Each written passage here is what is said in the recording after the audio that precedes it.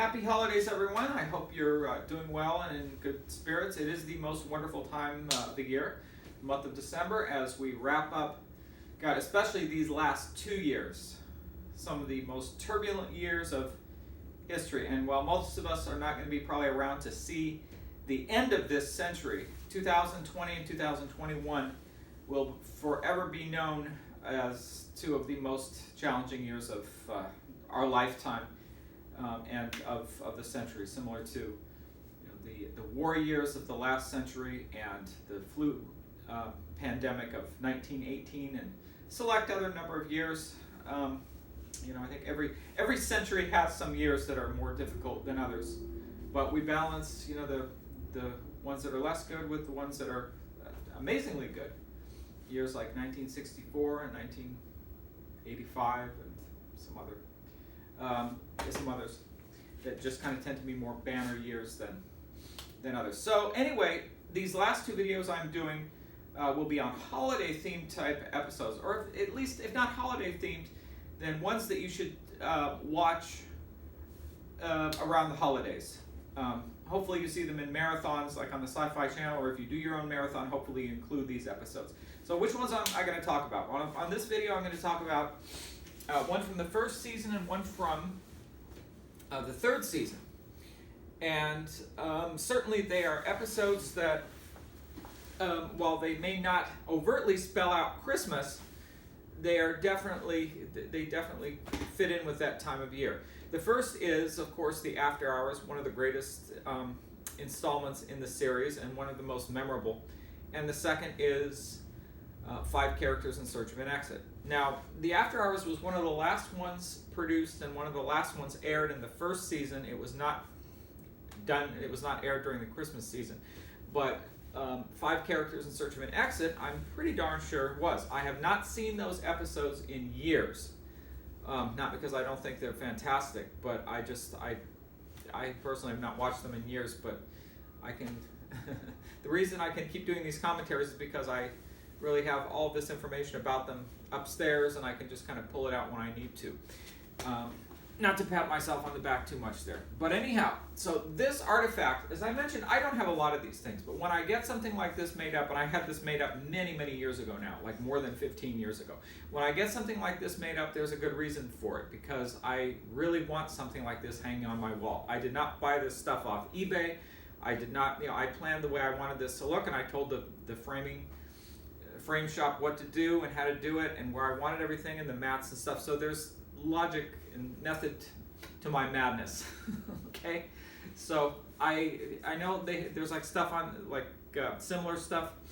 I know there's not this very thing, but there's similar things like this that are sold online, on eBay and elsewhere, and I've never partaken of that stuff. Am I too good for it? No, but it's not the kind of thing that I would want hanging on my wall. And this has always been with me. This has been on my wall for more than 15 years now. I moved to Los Angeles 2004, and I think this was made in late 05, early 06.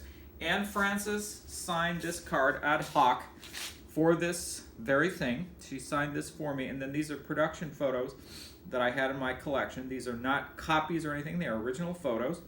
And then Elizabeth Allen, I was in touch with her nephew some years back, a fellow from New York, and he gave this to me. He gave me this card. He didn't give me the photo, but he gave me this card when I told him I was doing this. And so he was happy to help me out. And he also gave me a number of other publicity shots, not this one, but he gave me a bunch of publicity shots of his aunt that he had around, along with, I think, a CD where she's singing some show tunes or something like that, or a soundtrack from one of the movies that she did. But Elizabeth Allen was a very fine actress, and she had a very long career, and unfortunately the last years of her life were not all that terrific, I don't think. But and sadly that was kind of the case for our dear Miss Francis as well. But to talk about the After Hours, needless to say, it was one of the finest, one of the most memorable episodes in the series. Department store mannequins come alive, and Twilight Zone kind of like any show similar to it, had a good number of episodes, about dolls and dummies and things like that. And really, they made for wonderful stories. They kind of appeal to all ages, not just the adults, but if there's like a doll or a dummy in it, I think the younger kids kind of get into it more too. And of course, there are glaring exceptions to that, where they really freak the hell out of everybody, like with Talkie Tina from Living Doll, and Caesar of Caesar and Me, which I believe was just a kind of a remake of the Hallmark episode, The Dummy, with Cliff Robertson. But needless to say, Rod was very good at writing. So he didn't write all the doll and dummy stories, but he was the few that he did were nothing short of amazing. As I say, The Dummy starring Cliff Robertson, and The After Hours starring Anne Francis and Elizabeth Allen. So the story is a kind of fairly simple one, but the reason why it remains memorable, we can always talk about, the reason Twilight Zone is so memorable is because it was so well acted, and the stories are just so amazing. No, the reason why some episodes are really have that longevity is because of the way that they were produced, and which includes how they were directed. You can have a script. A script is words on paper, but a director is going to make everything. A director has, can look at a script and decide what he or she wants out of their actors. And look at any good show. Any good show is well directed. Any good show that has lasted a lot of years is a well directed show. And Twilight Zone was a very, very well directed show. So a man named Douglas Hayes, who I believe directed 8 or 9 segments over the 5 years. I think they were all in the first 3 years. He didn't direct any of the last 2 years, but he directed The After Hours, and really the architecture of this thing, the way it was set up was just incredible. I don't know where exactly it was shot. I believe I read someplace that it was set up in an office. It was not filmed directly at MGM, as most of the other episodes were. It was not filmed at MGM in Culver City. It was filmed in an office, or maybe like 2 or 3 story office building. And who knows? Maybe some of the scenes were done at MGM, like the deserted storage floor where Marcia White and Francis wakes up for during Act 2. Maybe that was. But I think the main stuff, down on the main floor when you're coming in, you hear this, canned music in the background and stuff like that. I think that was done someplace else, off-site.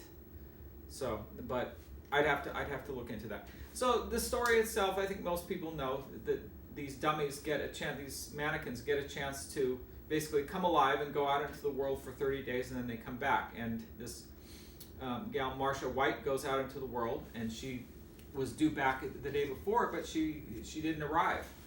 She didn't show up.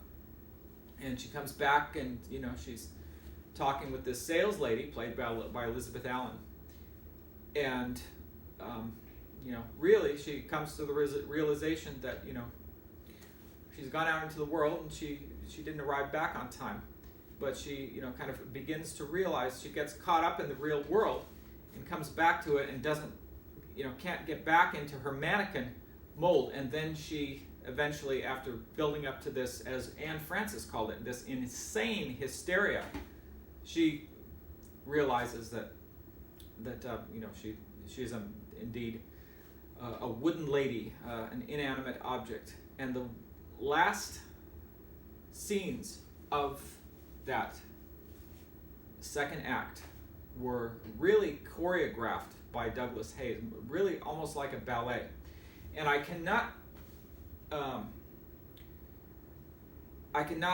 dismiss or omit a discussion, at least a mention of the dolls, and not dolls, but the mannequins that were created by William Tuttle and Charles Schramm and whoever else he had working with him. This would be a very incomplete commentary if I didn't mention those things. But needless to say, they were just about perfect. The one for the elevator operator, played by John Conwell, looked exactly like him, to the point where there's that scene where Anne knocks him over and knocks this dummy of this elevator operator. She's running crazily along this floor, and she knocks it over, and then the dummy crashes to the floor, and his face is staring at her. And there's a lot of those moments, throughout the After Hours.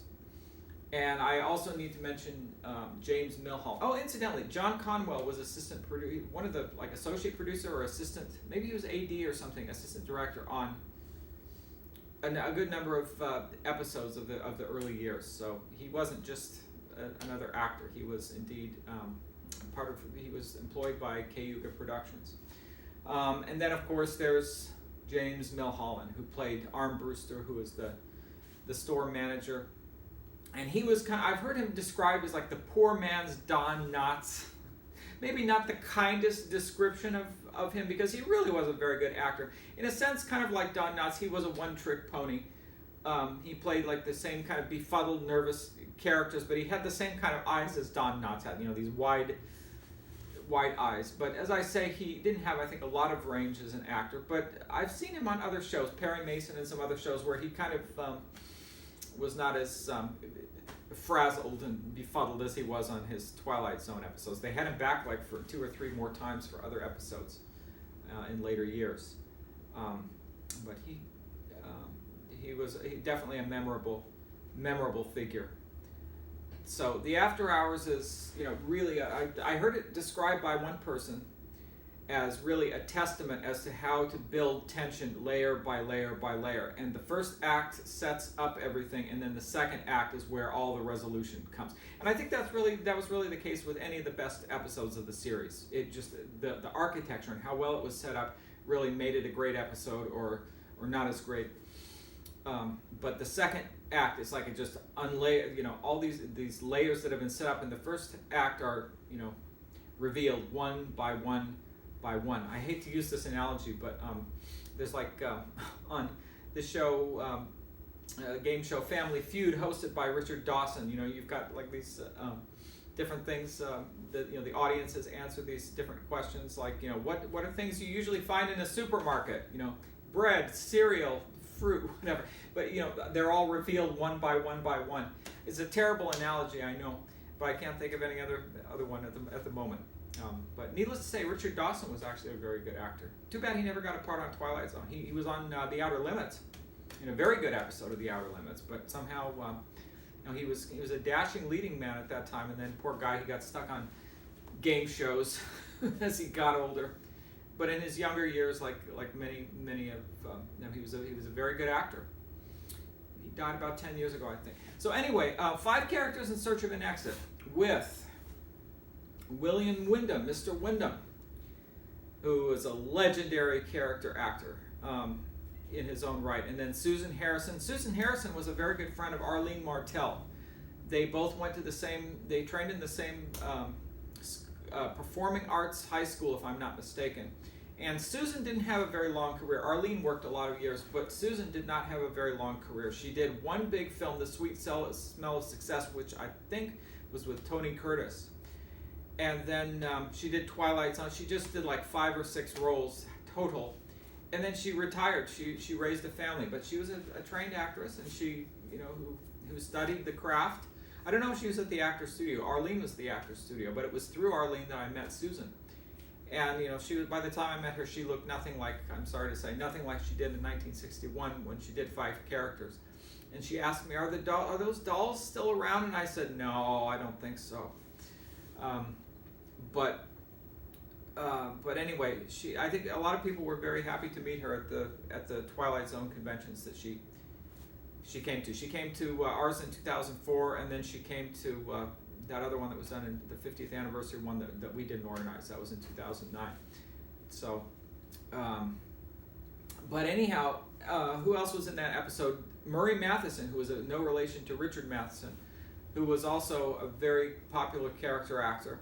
Not as popular as Wyndham, but and then a man named Clark Allen played the bagpiper, and Clark was married to Margarita Cordova, who played the dancing gal with the castanets on The Thing About Machines. They were married for many years, and I think she's still around, but he's gone. He is definitely gone, but I believe she's still around. And then another guy who played the hobo. So, very simple story, directed by Lamont Johnson.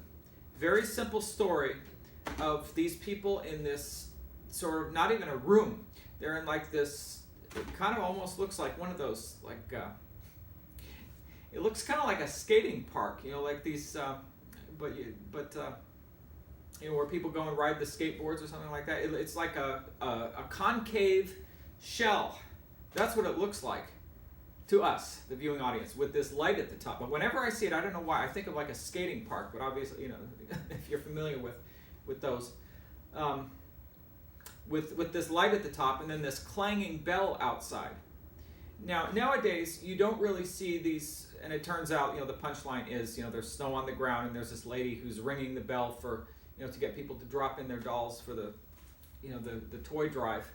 But when I was growing up in the 80s, which will give you some idea how old I am, there was you could still find a lot of people on the holidays, like starting, you know, right before Thanksgiving or maybe right after, like the day after, they would be in front of the supermarkets, clanging the bell, hopefully, you know, it's like they didn't need to ring the handbell. It's like people could see them there. It's like, you know, to drop your coins or dollar bills into the pot for the Salvation Army. But in those days, back in the early 60s, it was still very, very common practice as well.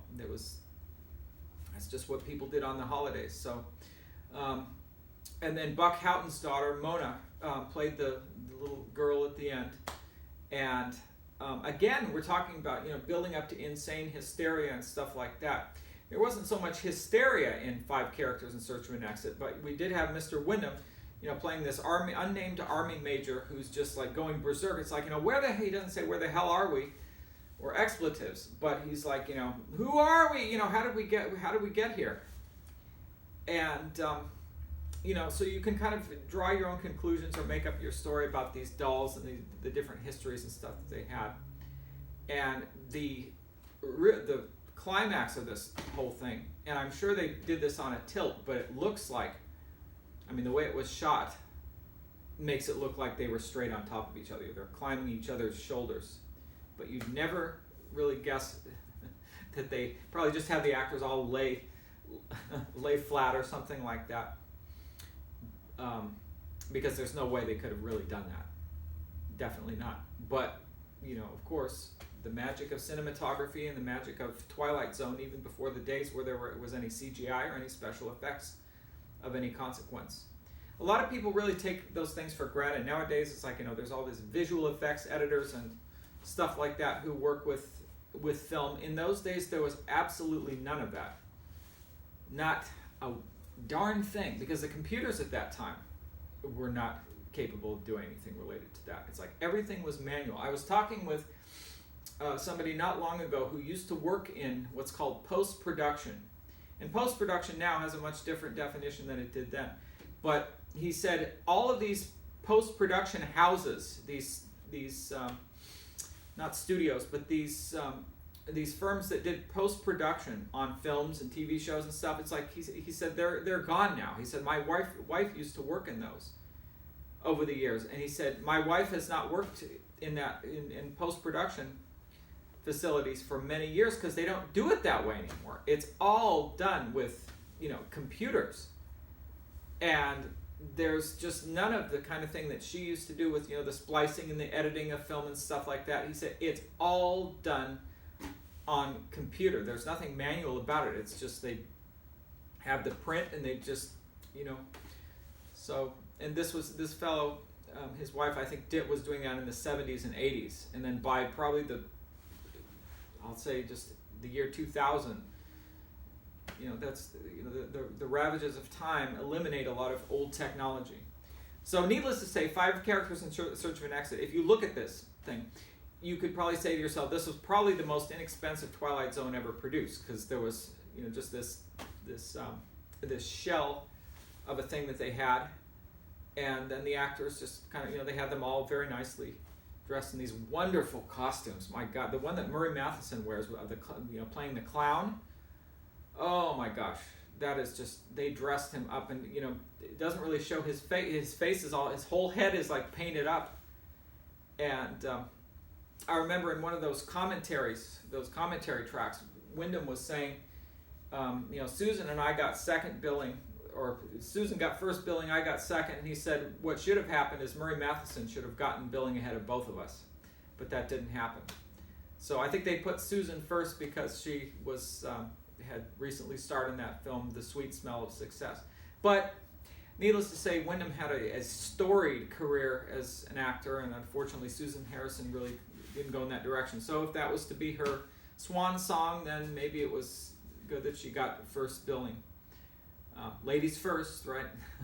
She was the only lady in that cast. So, and then the other two, the bagpiper and the hobo, they got dead last. I think their names are in very small print, if I'm not mistaken. I haven't seen it in years.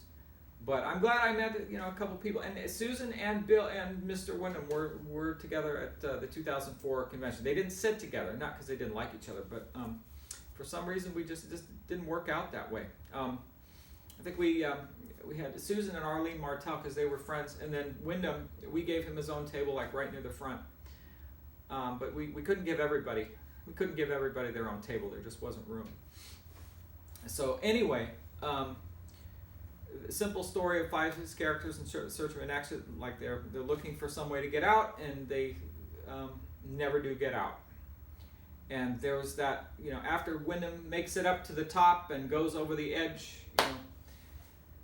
the ballerina Susan says, he'll be back for us. And then it's another one of them says, he'll be back, but it's not going to be to get us. But shot very convincingly, showing this doll falling into the snow, and so again, a very touching holiday episode. And then, really, I think the last shot that they did of each doll there. Can you imagine what those dolls would be worth today if they were still around? How much they would fetch on some auction, like at Sotheby's or something? Can you imagine how much those dolls, like a set of 5 of them, would fetch? I'm sure there's somebody out there who would be willing to pay well into the 6 figures for something like that, if not maybe even more. People have a lot of money these days. Shoot, I wish I was one of them. I mean, enough to buy the 5 characters in Search of an Exit dolls from Twilight Zone. Well, I could, but then I wouldn't have. I'd be that much poorer. I mean, I'd be that much lesser off. Needless to say. So, but who knows what happened to those things? I'm sure they fell away off the planet a long time ago. And I did hear, some stuff about some of the other various props that were around.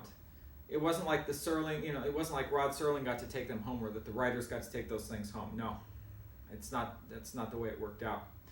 I think a lot of them were just scrapped, and it wasn't like they even put them in a museum or anything like that. They really just scrapped them.